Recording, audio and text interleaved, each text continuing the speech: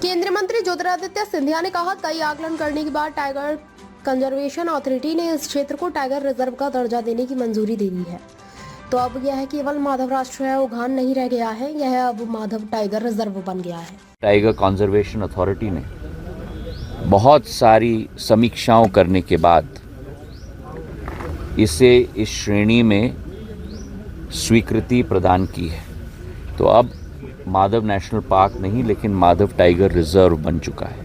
और इसके लिए तहे दिल से मैं धन्यवाद मुख्यमंत्री मोहन यादव जी को देना चाहता हूं, जिन्होंने वो प्रस्ताव केंद्र तक भेजा है। अब जब टाइगर रिजर्व स्थापित हो चुकी है और 10 मार्च पिछले वर्ष आप और हम सब लोग गवाह थे जब 3 बाघों को हम यहाँ लेके आए थे, एक नर और 2 मादी। और मुझे इस बात की अत्यंत प्रसन्नता है कि अब एक नर 2 मादी नहीं, लेकिन एक नर 2 मादियों के साथ बहुत सारे बच्चे भी आ चुके हैं। तो अब नए टाइगर्स का जन्म दोबारा माधव टाइगर रिजर्व में हो चुका है।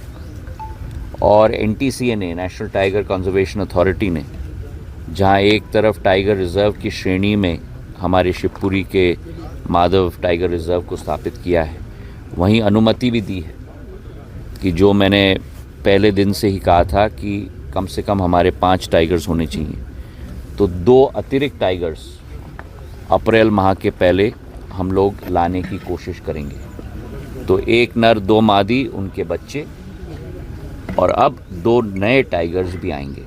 उन दोनों नए टाइगर्स को उस जोन में नहीं रखा जाएगा, लेकिन इस जोन में हम लोग रखेंगे, ताकि झगड़ा भी ना हो नरों के बीच में।